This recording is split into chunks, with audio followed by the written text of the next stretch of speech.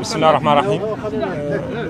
مشيت اليوم تفقد عملية شطف المياه في مقاطعة الميناء ودار نعيم، والحمد لله هي الحالة تحت السيطرة، بالرغم من فيها عدة أحياء في وضعية صعبة، ولكن الإجراءات الحمد لله متخذة، شفناها في عين الميدان.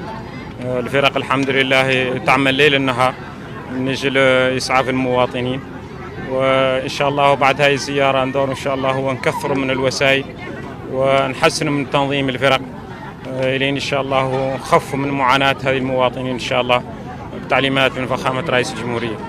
اللي نقدر نأكد لكم بأن فخامة رئيس الجمهورية محمد بن الشيخ الغزواني في جنبكم، وعاطي تعليمات صارمة بأن المواطن هو الأولوية، وأن الحكومة كاملة تجند في هذه ظرفية عطلة غير تقبض كل الإجراءات وتجند من أجل إسعاف المواطنين في البلاد اللي هم موجودين فيها على كافة التراب الوطني.